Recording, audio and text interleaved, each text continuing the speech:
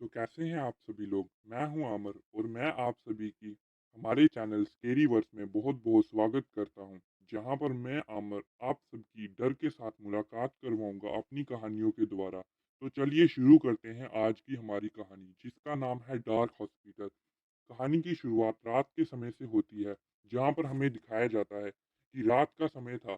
चारों तरफ गुप्त अंधेरा छाया था और उसी अंधेरे को चीरते हुए एक कार आगे बढ़ती जा रही थी।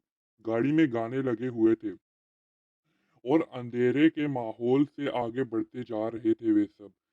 गाड़ी के माहौल से लग रहा था कि वे सब लोग पिकनिक जा रहे हैं। वे सब बहुत उत्सुक और खुश थे। तभी रोहन, जो कि गाड़ी चला रहा था, वे चिल्लाते हुए कहता है, अरे साइड हट जाओ, अरे साइड हट जाओ। पर अचानक से वे गाड़ी को साइड लेता है और गाड़ी सीधे पेड़ से जा टकराती है, जिसमें वे सब तो बच जाते हैं, पर उनकी गाड़ी खराब हो जाती है और पीछे बैठा रॉनी, जो कि पीछे बैठा हुआ था, उसके सर पर चोट लग जाती है। जिस पर सोनाली उसे डांटते हुए कहती है, तुम पागल हो क्या जो गाड़ी सीधे पेड़ से जा मारी। जिस पर रोहन उसे कहता है कि अरे सामने को एक लड़की हॉस्पिटल के कपड़े लगाए हुए खड़ी थी। मैंने हॉर्न भी बजाया और चिल्ला चिल्ला कर उसे साइड होने को कहा, पर वे साइड ना हटी। गाड़ी स्पीड में होने के कारण मैंने ब्रेक मारने के बजाय गाड़ी साइड से निकालने की कोशिश की, पर गाड़ी स्पीड में होने के कारण मुझसे ना संभली और गाड़ी सीधे पेड़ से जा टकराई। तभी रोनी उन सब से कहता है, तुम सब ऐसे ही झगड़ते रहोगे या कुछ करोगे भी। मेरे सर पर चोट लगी है और खून नियंत्रण का जा रहा है। जिस पर सोनाली रोहन से कहती है, ये तू हमें कहाँ ले आया। यहाँ हॉस्पिटल तो दूर, कोई दुकान भी नहीं दिखाई दे रही। जिस पर रोहन उनसे कहता है, मुझे नहीं पता ये हम सब कहाँ आ गए हैं। जिस पर रोनी उन सब से कहता है कि चलो, लड़ाई करने से तो बेहतर हम कुछ उपाय करें या फिर हम तो फ़ोन की टॉर्च की मदद से हम हॉस्पिटल को ढूंढें। वे सब हॉस्पिटल को ढूंढने लग जाते हैं। तभी उन्हें थोड़ी सी दूरी पर झाड़ियों के अंदर एक हॉस्पिटल दिखाई देता है, जो कि रोड के थोड़ा सा ही अंदर की तरफ था। वहाँ ज्यादा भीड़ नहीं थी। लोग चुपचाप अपने काम में लगे हुए थे। हम भी चुपचाप दीदार के पास चले जाते हैं और उससे कहते हैं, हमें डॉक्टर साहब कहाँ मिलेंगे, हमें अपने दोस्त की पट्टी करवानी है। तो चौकीदार हम सबसे कहता है कि तुम सब रूम नंबर 22 में चले जाओ, वहीं तुम्हें डॉक्टर साहब मिलेंगे। हम सब अंदर चले जाते हैं, पर हमने वहाँ पे बहुत ढूंढने के बावजूद भी कोई भी रूम नंबर 22 नहीं मिलता। हम सामने ही एक नर्स, जो कि किसी काम से जा रही थी, उससे कहते हैं, क्या आप हमें रूम नंबर 22 तक ले जा। पर वे कहती है कि चलो मैं तुम्हें रूम नंबर 22 तक ले चलूँ, तुम सब मेरे पीछे आना। वे हमें रूम नंबर 22 तक ले चलती है। हम सब जैसे ही रूम नंबर 22 में एंटर करते हैं, सामने डॉक्टर अपनी कुर्सी पर बैठे होते हैं। हम उन्हें सब बात बताते हैं कि कैसे रॉनी को चोट लगी और अब उसको हम पट्टी करवाने के लिए यहाँ पर ले आए। जिस पर वे कहते हैं, तुम सब बाहर बैठो, मैं इसकी पट्टी करता हूँ।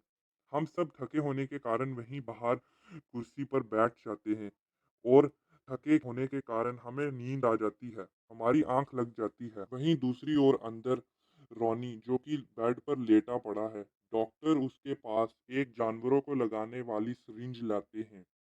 रॉनी उनसे देखकर डर जाता है, क्योंकि वे सिरिंज से बहुत डरता था और डॉक्टर साहब से कहता है, डॉक्टर जी, ये क्या कर रहे हैं आप, ये तो जानवरों को लगाते हैं, ये इंजेक्शन आप मुझे क्यों लगा रहे हैं।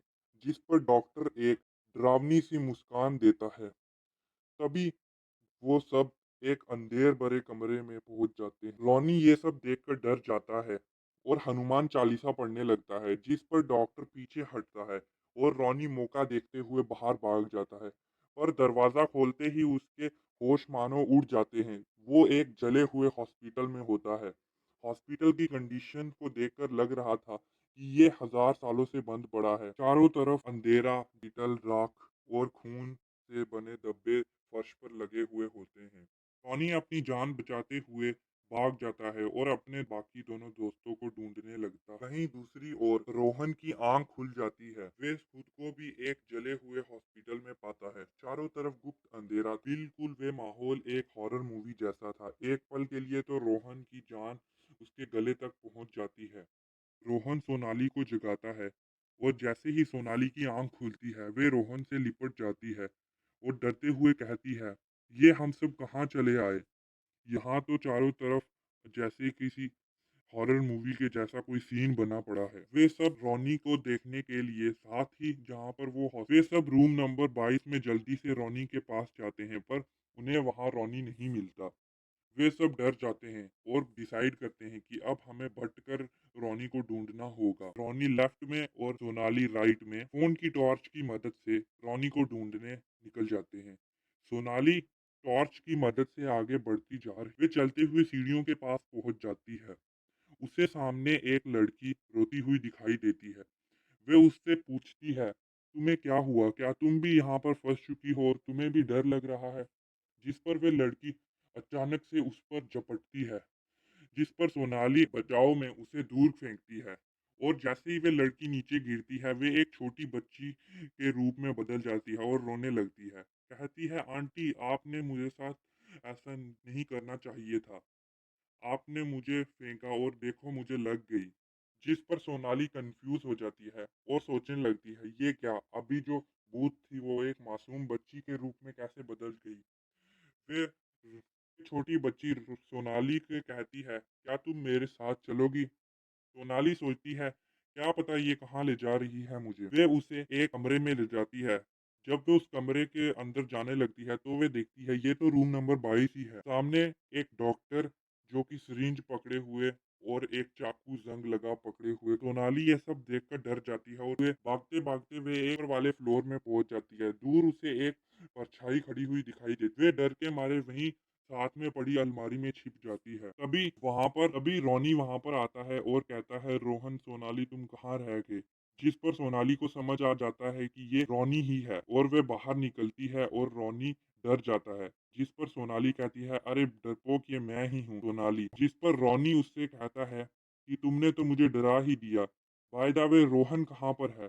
तो वे कहती है कि वह तुम्हें ढूंढने दूसरी ओर गया। तो वे सब रोहन को ढूंढने के लिए दूसरी तरफ चले जाते हैं, जहाँ पर रोहन गया था रॉनी को ढूंढने के लिए। दूसरी ओर रोहन रॉनी को तो वहाँ रोहन रॉनी को ढूंढते ऊपर वाले माले में आ जाता है। तो उसके सामने एक जला हुआ इंसान एक लाश को अपने दांतों से काट कर नोच-नोच कर उसका दिल निकाल कर कहता है कि ये सब इसके लायक नहीं है और उस दिल को एक कांच के जार में रख देता है और एक लाश से बातें करते हुए कहता है कि इन सब को दिल रखने का कोई अधिकार नहीं है।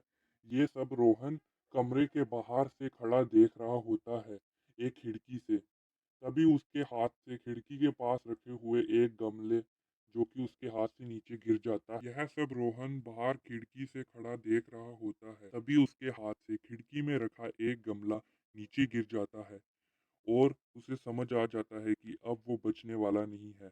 वे डरते हुए पीछे मुड़कर देखता है, सामने वही डॉक्टर जो कि एक जंग लगा चाकू और एक सिरिंज लेकर जिसमें खून जैसा कोई लिक्विड जो कि नीचे गिरते ही काला पड़ जाता है, उसे लेकर खड़ा था और रॉनी से कहती, अब तुम नहीं बचोगे, और उसे लेकर एक बेड से बांध देता है और कहता है कि ये सब दिल तुम देख रहे हो, ये सब मैंने यहाँ आने वाले लोगों के निकाल कर रखे हैं। जिस पर रोहन उससे कहता है कि तुम इन दिल का करोगे क्या? जिस पर डॉक्टर कहता है कि इन सबको दिल रखने का कोई अधिकार नहीं और अब मैं तुम्हारा दिल भी यहाँ पर सजा कर रखूंगा। तभी दरवाज़ा खुलता है और सामने सोनाली आ जाती है। वे डॉक्टर से कहती है, पहले मुझे तो संभालो फिर रोहन का दिल निकालना। जिस पर डॉक्टर हंसता हुआ उसके पास चला जाता है और रॉनी पीछे से रोहन को रिहा कर देता है और वे सब भागते भागते एक कमरे में छिप जाते। वे सब कमरे का दरवाज़ा बंद कर देते हैं।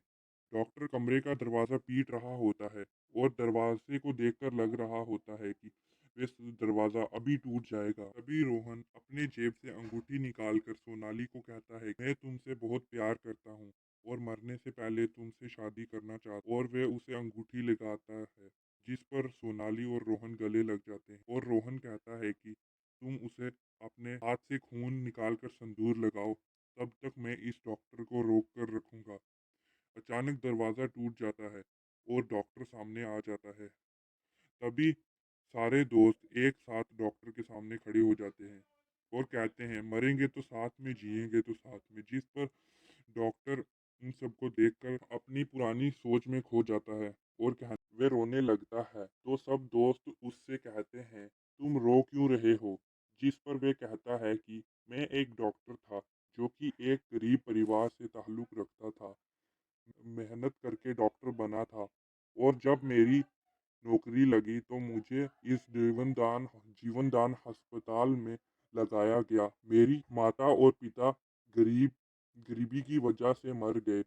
जब मैं छोटा था मेरी माँ चाहती थी कि मैं डॉक्टर बनूं। मुझे एक अनाथ आश्रम में ले गए। जब मेरे माता पिता की मृत्यु हो गई मैंने वहीं पर डॉक्टर की पढ़ाई की और दिन रात एक करके डॉक्टर बन गया।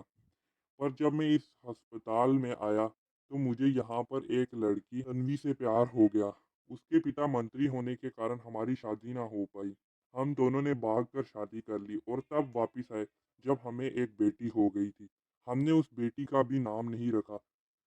हमें लगा कि हमें लगा कि तन्वी के पिता उसकी बेटी के बच्चे को देखकर सब कुछ भूल जाएंगे और हमें एक्सेप्ट कर लेंगे।